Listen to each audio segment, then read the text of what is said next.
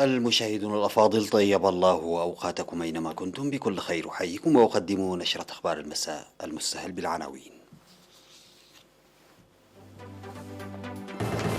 إصابة 4 مواطنين بفيروس كورونا اليوم. دعوة لتحسين التعليم نوعيا وتوجيه البرامج الموضوعة. تنفيذ أعمال الحمل الخضراء بمشاركة واسعة في مديرية صورون. الاتحاد الأوروبي يحيي مشروع القوى العسكرية المشتركة. الدفاعات الجوية السورية تتصدى لصواريخ إسرائيلية معادية في أجواء دمشق. وارتفاع حصيلة قتلى إعصار أيدا في نيويورك والمنطقة المحيطة بها. السلام عليكم ورحمة الله. أعلنت وزارة الصحة بأن الفحوصات المخبرية التي أجريت اليوم في إقليمي عنسبة والأوسط أظهرت إصابة 4 مواطنين بفيروس كورونا، وكانت 3 إصابات في أسمرة بالإقليم الأوسط وإصابة واحدة في مديرية عتكليزان. في غضون ذلك شفي مواطن واحد كان يتلقى الرعاية الصحية في مستشفيات الإقليم الأوسط. بهذا بلغ عدد المصابين بفيروس كورونا في البلاد حتى الآن 6646، شفي منهم 6595 وتوفي 38 مريضا، فيما لا يزال 13 يتلقون العلاج في المستشفيات. وزارة الصحة 3 سبتمبر 2021.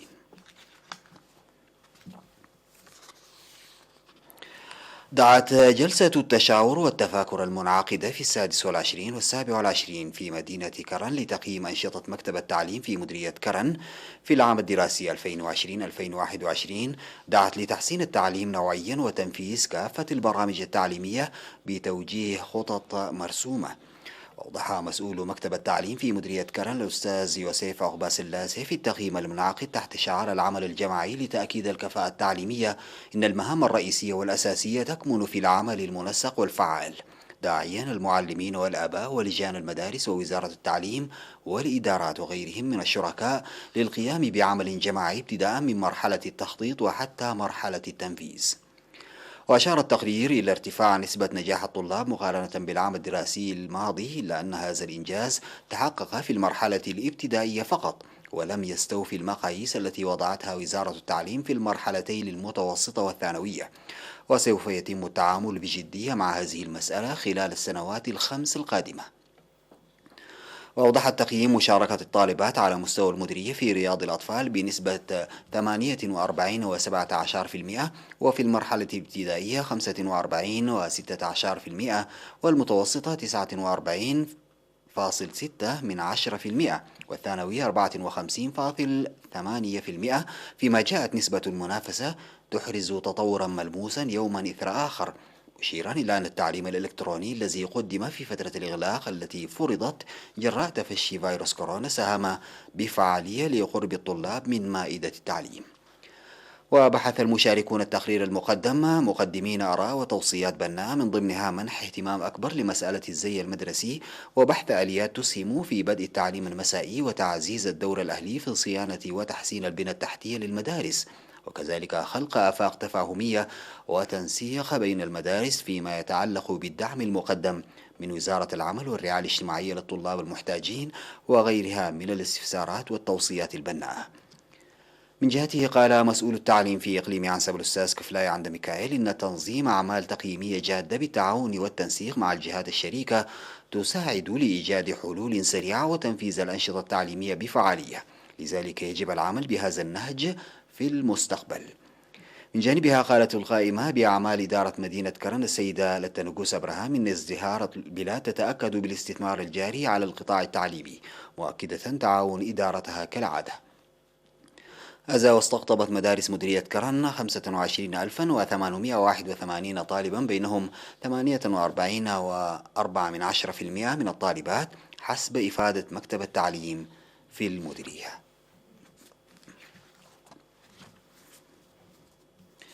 أعلنت سلطة الغابات والحياة البرية في مديرية عرزة اتخاذ خطوات جادة للحد من اقتلاع الأشجار إلى جانب المساعي الحثيثة الجارية لتعزيز برامج التشجير.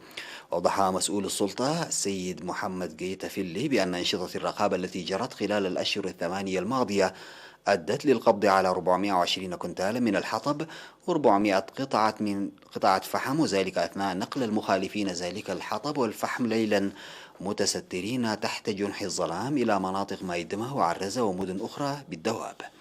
وذكر بأن 90% من الفحم والحطب المضبوط جاء من إقليم القاشبركة، ونسبة 10% من بعض مناطق مديرية عرزة، مناشدا المجتمع لتعزيز أنشطة المتابعة وإبداء التعاون للحد من الأفعال الضارة بالثروة الغابية.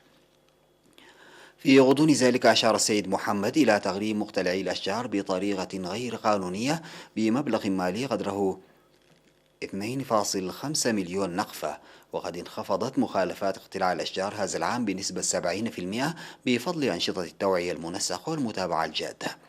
في الختام، ناشد فرع سلطة الغابات والحياة البرية في مديرية عرزة كافة المناطق لاتباع الطرق الآمنة في التعامل مع الثروة الغابية وحمايتها.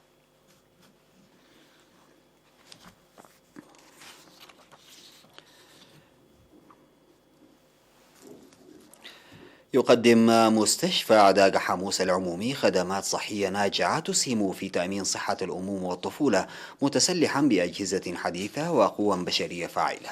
وأوضح المدير الطبي للمستشفى الدكتور كفليسوس تدله بأن أكثر من 16 ألف من الحوامل تابعن أوضاعهن الصحية قبل وبعد الولادة، وتطعيم أكثر من 33 ألف من الأطفال دون سن الخامسة، وولادة 295 من الحوامل من أصل 5100 عن طريق العملية الجراحية.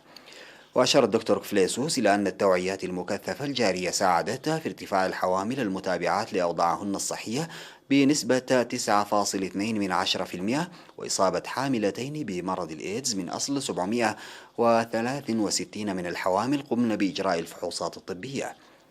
من جانبهما قال كل من الدكتور أبيل أبراهام والممرضة منيت والداي من الناشطين في المستشفى إن اكتمال النواقص في المستشفى ساهم في تقليل المشاكل، وإن تنامي الوعي العام يلعب دورا كبيرا في فعالية أنشطتهم الجارية.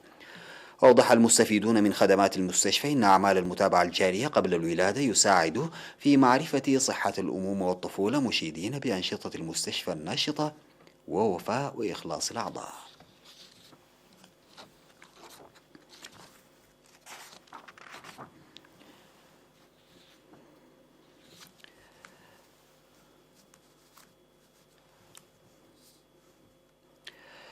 أفاد مراسل وكالة الأنباء الإريترية بأن أنشطة الحملة الخضراء في مديرية صارونة ظلت تجري بمشاركة واسعة للمواطنين والطلاب وعمال المؤسسات الحكومية والمرافق الخدمية، وتم غرس 2500 من الأشجار وإصلاح أراضٍ واسعة. ودعا مكتب الزراعة في مديرية صارونة للقيام بأنشطة متابعة ورعاية أهلية فاعلة للأشجار المغروسة في منطقة فيشو ومدرسة صارون المتوسطة حتى تبلغ المستوى المأمول. وقال المشاركون في النفير إن كل شخص من أصحاب المرافق الخدمية غرس 7 شتول وسوف يتابعها بمسؤولية، وإن التعامل مع برامج التشجير بهذا الأسلوب يحقق نتائج جيدة.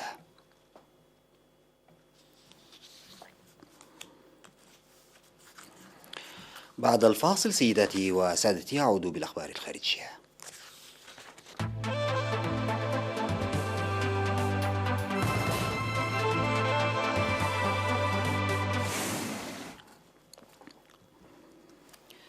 تباحث وزراء دفاع الاتحاد الأوروبي بشأن مقترحات لتشكيل قوة رد سريع أوروبية بعد تهميش الكتلة خلال عملية الإجلاء التي قادتها الولايات المتحدة في أفغانستان.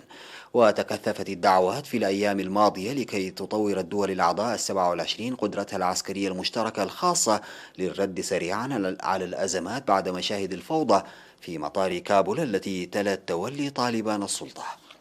وقال وزير خارجية الاتحاد الأوروبي جوزيف بوريل للصحفيين بعد الاجتماع في سلوفينيا: لقد أظهرت أفغانستان أن هناك ثمنا لأوجه القصور على صعيد استقلالنا الاستراتيجي، والسبيل الوحيد للمضي قدما هو توحيد قواتنا وتعزيز ليس فقط قدرتنا ولكن أيضا إرادتنا للتحرك. ومن بين المقترحات أمام الوزراء الأوروبيين مشروع قدم للمرة الأولى في مايو ويهدف إلى تشكيل قوة قوامها 5000 عنصر في إطار مراجعة استراتيجية الدفاع لدى الاتحاد الأوروبي والمقرر عرضها كمسودة في نوفمبر. لكن ثمة شكوك جدية حيال قدرة الأوروبيين على التوصل إلى مثل هذا المشروع، إذ أن الاتحاد الأوروبي لم يتمكن يوما من استخدام نظام تجمعات تكتيكية وضع في 2007، لكن يتطلب إجماعا من الدول الأعضاء لكي يتم تفعيله.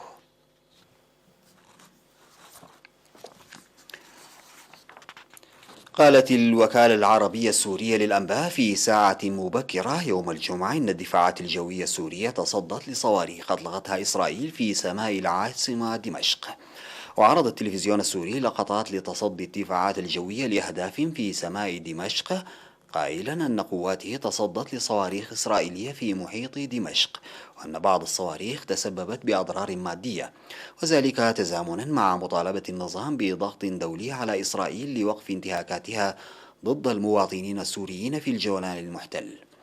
وامتنع الجيش الإسرائيلي عن التعليق على الأنباء التي أفادت بوقوع ضربة في سوريا. وسبق أن أعلن النظام أن دفاعاته الجوية تصدت في 19 من أغسطس الماضي لعدوان إسرائيلي بالصواريخ استهدف مواقع في محيط مدينتي دمشق وحمص.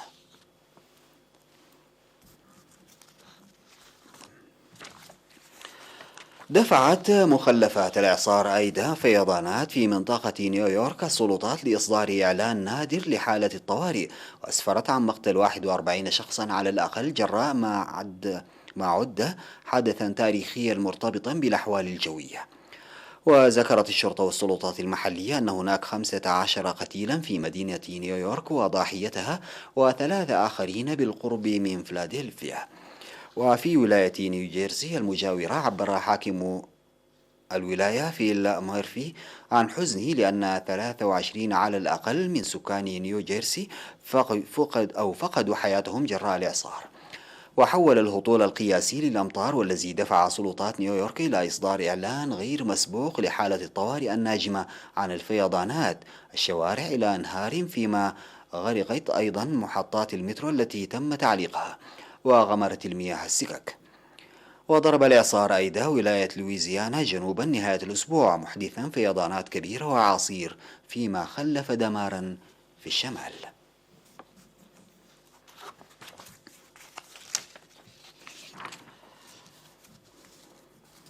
أعربت منظمة الصحة العالمية عن قلقها من تزايد حالات الخرف على مستوى العالم، وهي متلازمة تتسم بحدوث تدهور في الذاكرة والتفكير، محذرة من أن قلة من الدول لديها في المقابل خطة للمواجهة في هذا المجال.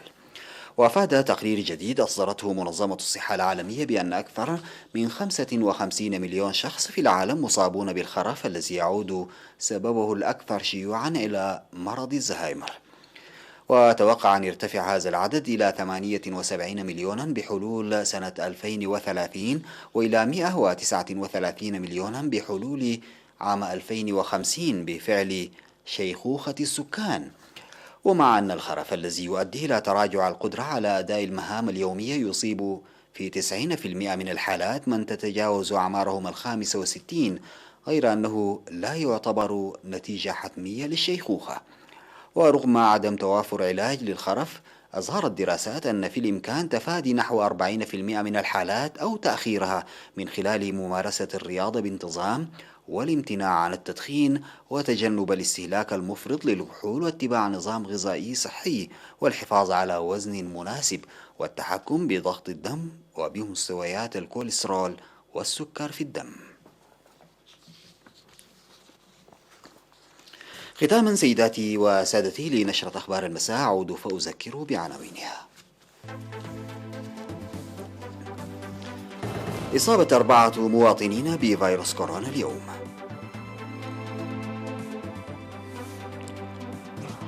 دعوة لتحسين التعليم نوعيا وتوجيه البرامج الموضوعة.